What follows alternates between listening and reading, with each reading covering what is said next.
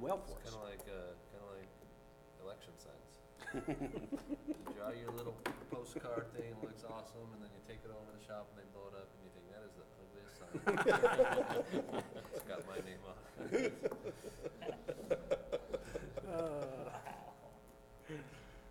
Now you know why he didn't have very many signs when he ran for office.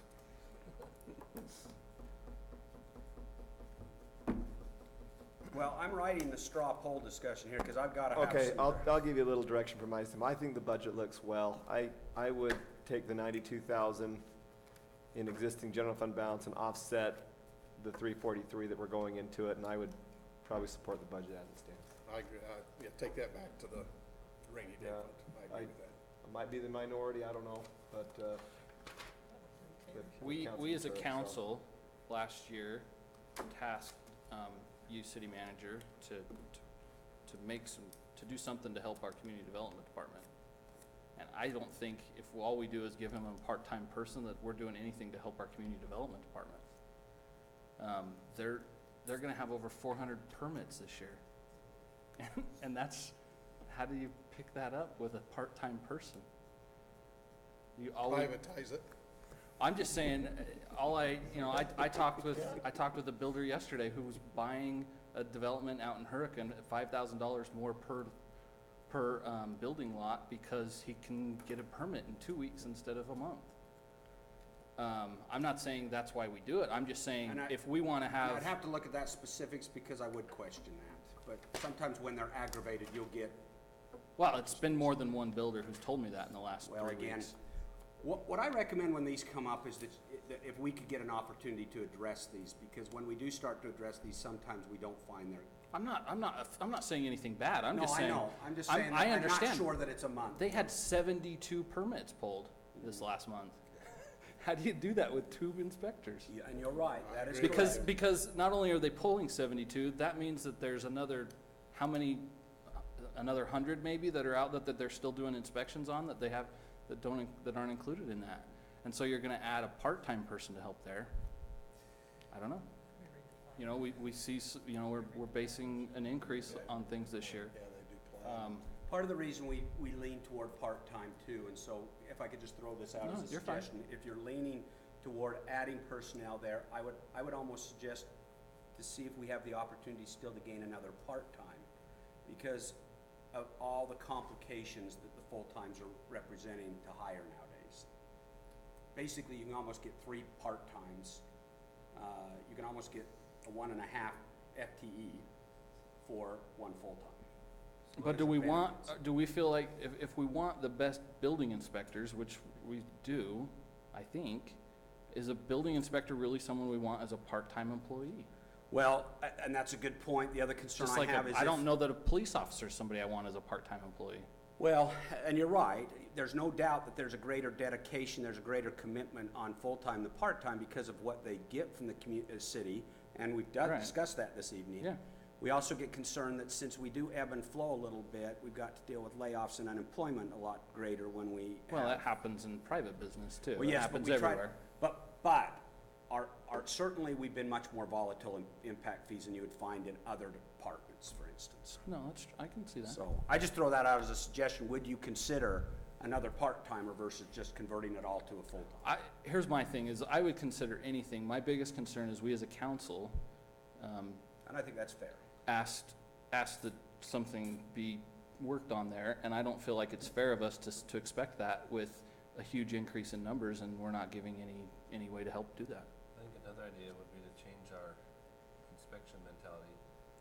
I realize that by doing inspections, we incur no liability for actual misses or malfunctions anyway. But I sometimes wonder if we maybe over-inspect, if we could relax to a certain extent the number of inspections or everything we do or don't inspect, and just hedge those back a little bit so that the inspection, and I'm not in the construction industry, you guys understand it a lot better than me. Well, the only thing I'd say to that is it usually comes at the expense of the eventual homeowner.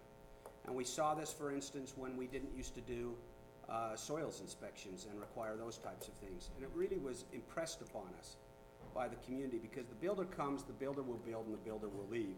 And if we allow an 80% home to go through versus 100%, that 20% will be picked up by an eventual homeowner who is our taxpayer, who is our long-term resident, and that's the only concern I have. I'm not sure technically that there are some of the things that we can avoid having, like we can't stop having a footing or a four-way or those type of We things. still have all those I problems think we anyway. still have a requirement to do all of those anyway, and I don't think we're really adding, with the exception of maybe a soils. I wish Drew was here, but I don't think we've added an inspection that under the law we wouldn't have to have anyway. Part of the problem seems to me for these plans to get out of the initial plan review, even to get, that seems to me to be the biggest. So if we had a part-time or however many, just getting these plans Yeah, the plans are a reviewed problem. and out, because it seems like we're just playing Yeah, the plans back are a and problem. forth game over and over and over, and Yeah, the where- plans are a problem for us because when you consider that any individual home, depending on callbacks, could have anywhere from 8 to 11 inspections on a home, depending, because you've got underground, you've got all of that going on. But plans are a problem for us. Our policy has always been a 10-day average, 10-day on a plan. And I think we're doing okay, but we're pushing that pretty heavy. Because plans are probably our bigger challenge, because it is tough for those guys to sit down and start getting into a plan when they've got 71 times 9 or 11, and that's just 1 month. well, and that's what Councilman Inspections to get Hudson, I out. think, is saying is, man, Well, and, you know, we as a council, we have ordinances that we've been looking at and some zoning things we've been looking at, and that's all Drew. So, I just you know, You're thin. I've come to you before. No, you're right. You're that- thin that up I- there. That There's I no, worry that we put so much on him, that is he able to Yep. accomplish some of the things that we've also, you know, This is the sign ordinances, all these things that goes through him. I think you would know that I agree with you in the fact that that is the only position I was salvaging in my proposal to you. And even though that was a part-time, they are thin. There is no doubt about that. Could they use more help? I believe they could. What's the best way to do it? I don't know.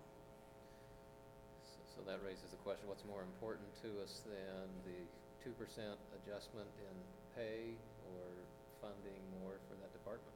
What's best for the community? And that's why we left the 92,000 in there, to say you still have some flexibility if you choose not to go the fund but balance I route. think kind of to allude, you know, to kind of build on what Councilman Sigler was saying, too, it's not just the number of inspectors, but it's also just kind of the attitude and the efficiencies of the process.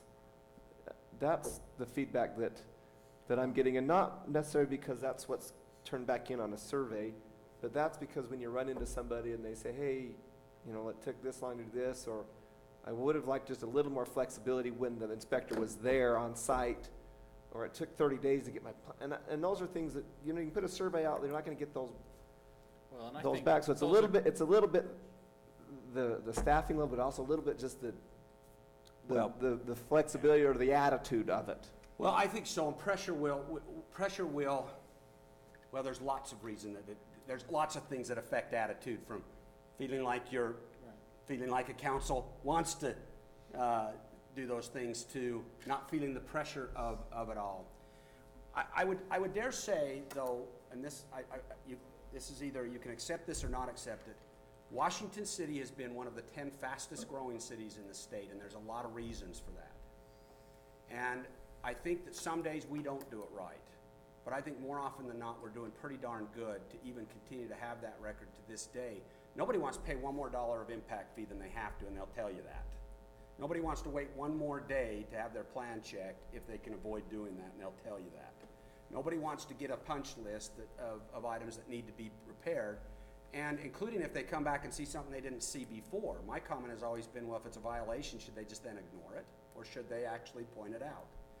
But I guess my point is, we don't have always great days. There's no doubt about it, and it's because of all these factors we're talking about. No one does. But I think we do, I think generally speaking, we're not as horrifying as a lot of people want us to believe, because I think just our growth in itself, at least one of the factors of our growth, is that we're a bit, And I'm, you know, I know this is a broader discussion, and we've Yeah. had some discussions, and I'm not trying to get into that discussion. I just, at this point, as I look at these proposed numbers and what has been happening, I don't think that we've been funding it appropriately, to where we've given them, they have a fair shake. Yeah, now we looked at that. Kimberly, is that what you're gonna address, the Yes, I actual wanted- revenue that yeah, I comes was in gonna versus the say, funds that go out? If it might meet, something to consider that could maybe meet all of the council, where we've got some that say we wanna hold the fund balance, and some of the spending would be, the proposal coming back from community development, in terms of revenue being reflected in the budget, is that we are not gonna be at 400 permits that we are this year. They started out at 315 and we coaxed them. We really encouraged them to say, we think it will be stronger than that. And they were not comfortable with going one permit beyond 335.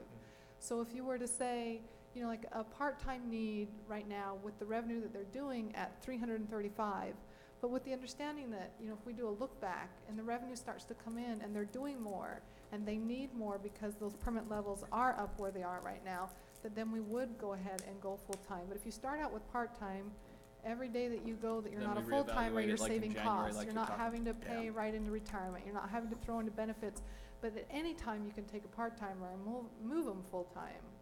And if the building slows down like they think it's a lot harder to take a full-timer back to a part-timer if See, and I if agree things with the cut whole back, part-timer so. mentality, but what it really says to me is we wanna keep the benefits package for those who are currently full-time, but it's too expensive to offer to anybody new. Well, there's It no is. doubt. I mean, if you I don't tell think me, we- So that and makes I me can wonder, tell you, well, I would love to have Is it too a expensive to full-time, keep that? when I can get 75 hours of work for the price of 40, you bet. I And, get it. that Yeah, I depends, get that. and the determination is whether I get anything. If I go out there and say, I want a full-timer and that's really what I want, the fact of the matter is you can't afford a full-timer. You can cut the benefit package all you want, but as long as Utah retirement system and as long as the medical premiums are this, those costs are gonna exist. And so we're doing the best that we can to say, how can we get some staff? We really want staff. We do need some staff. So how do we save the city money and still try to meet our needs? You had IT who said, we really want a full-time person, but we'll take the full-time equivalent and we'll convert it But into see, 3 there's another way, part-timers. another place you could privatize So, in IT. Lots of IT guys can be privatized, and same with inspections. I mean, because they're not having to hit the benefits package, and they're not having to hit the, Privatize all your, I mean, All some your of those maintenance services and can parts. be at least considered. so it's, I mean, it is a fine balance. We do. We're very money conscious. We're need conscious. We're trying to figure out how we can do everything Yeah, with private with sector what can we hire have, people for so. cheaper.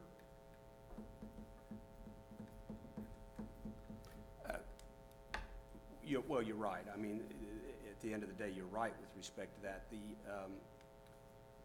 I've said this before, and this is just my philosophy.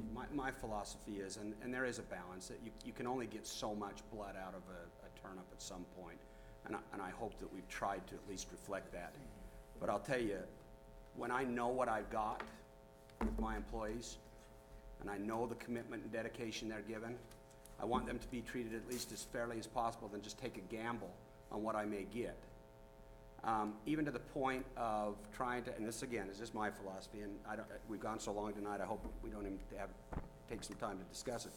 But when I know what I've got with the full-time and recognizing the demands and the needs, I think these full-time actually have been pretty good to say, you know what, I recognize that we're not gonna be able to retain the benefits that we are, and Washington City has been good to us. There's not an ungrateful employee out there. On the flip side, I don't take the philosophy of, well, you can't go anywhere anyway, so I'll just take advantage of that. That's not the position I take either. And so that's why my recommendation was kind of more modest. And that was to say, we have demanded a lot of them.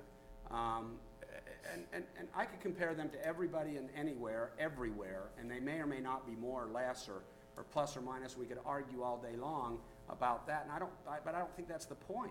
The point to me is that we know what we've got. Part of the reason I think Washington City is such a successful city is those people that are out there. And we can take the philosophy of let's churn them.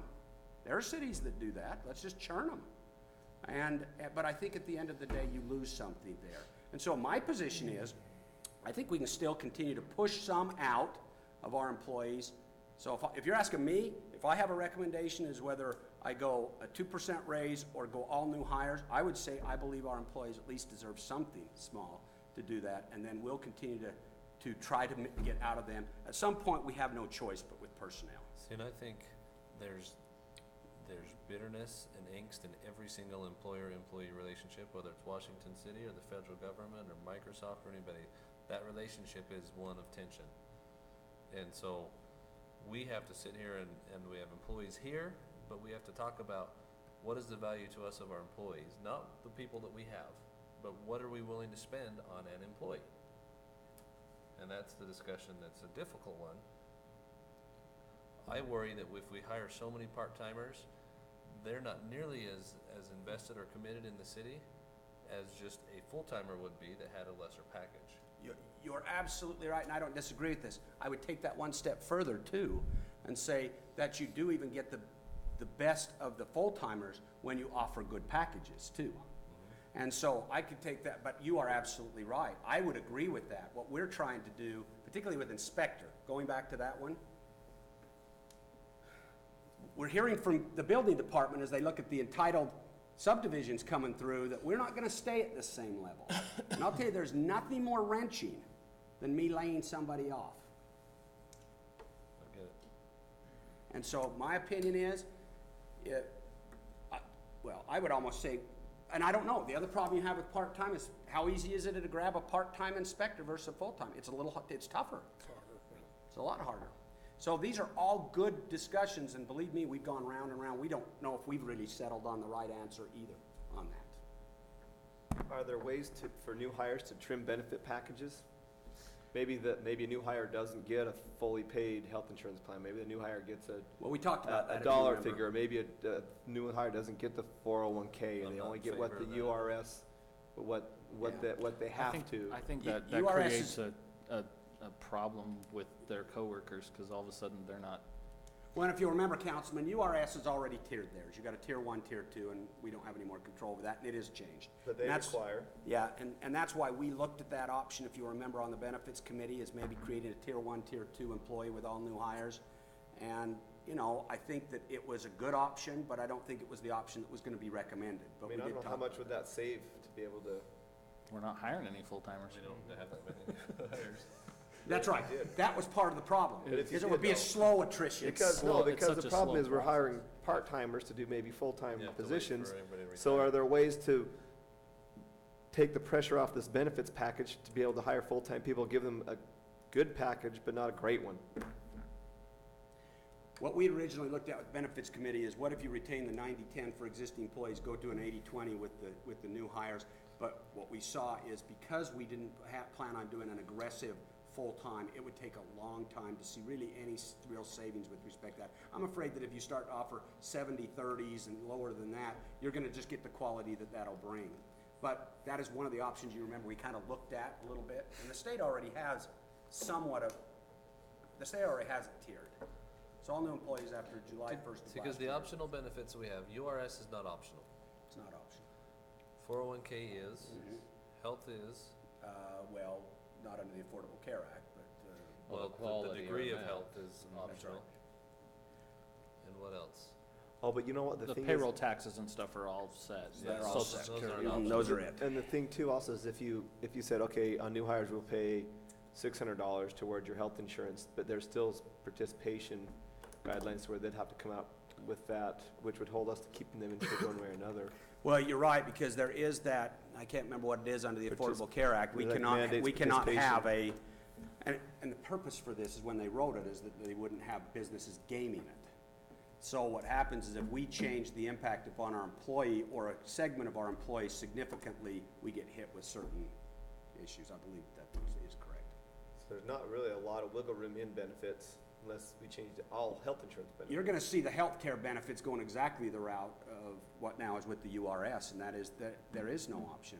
And again, how they're gonna do this is as soon as one of those employees come to an exchange and say, I think I'm entitled, and the exchange says, yes, you were entitled and you were not offered it, then that's when the investigation begins.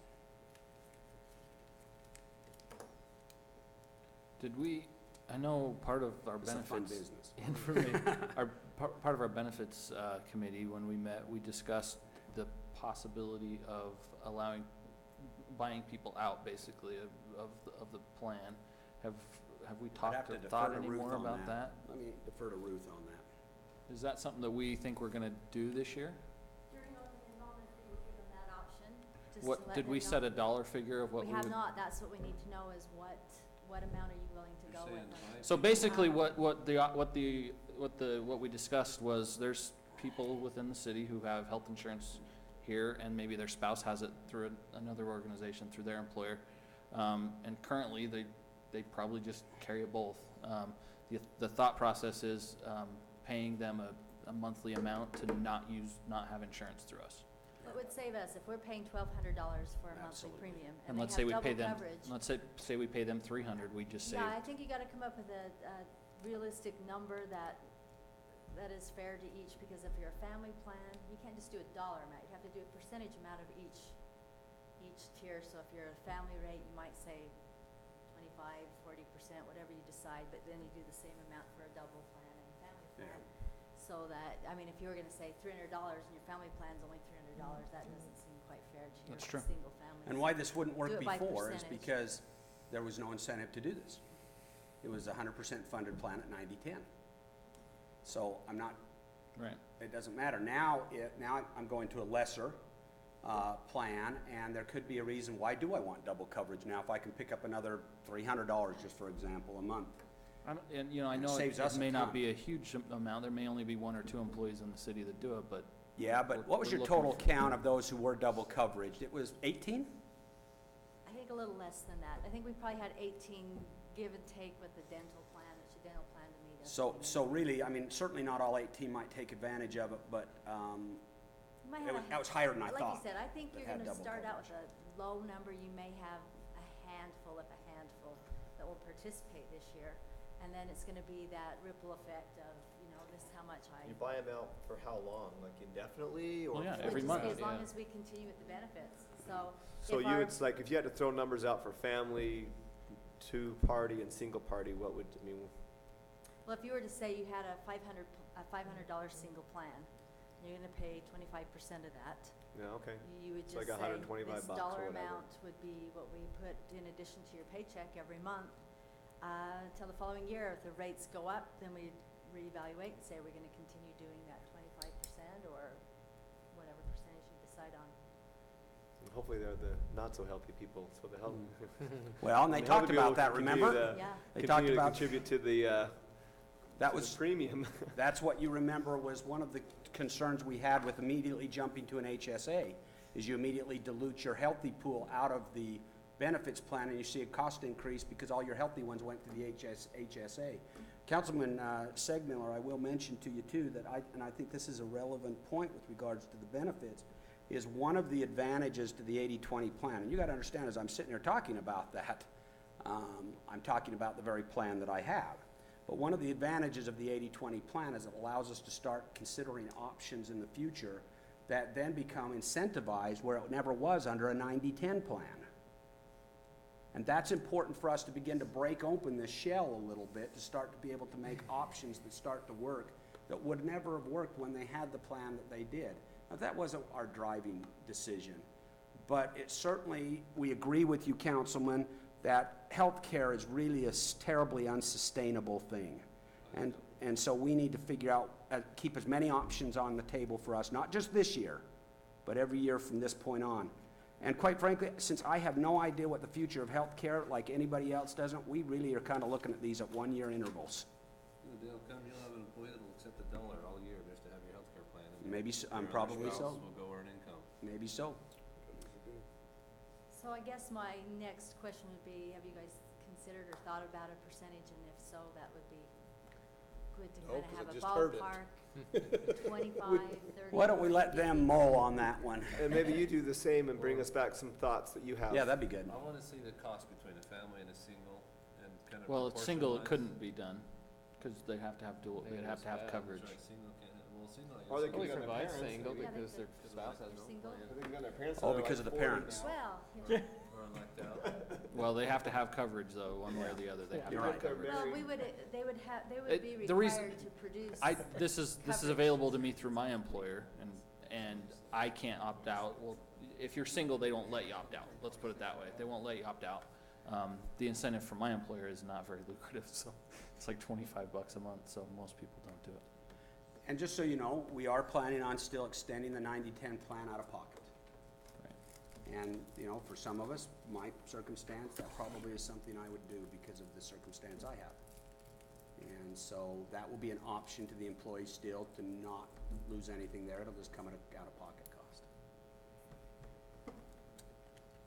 And I like that idea of having that option open to them, for those that it benefits to have that way. I Well, think what it we is. find, we've done this before, not with the percentages, but we did it with the type of coverage, and over time, most of them move on over to the other plan, and then we just eliminate it. It just kind of transitions.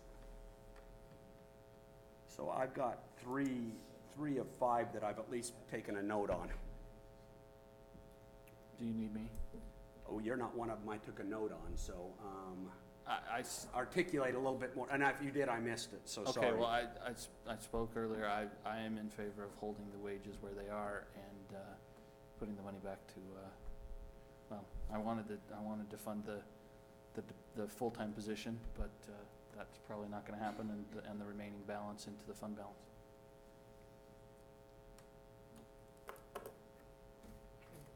I've already voiced mine. We're waiting on Councilman Segmiller. I know, the sad part is since Councilman Segmiller is the last one to voice his opinion, guess what the current straw poll is? Aren't I the one that started this whole discussion?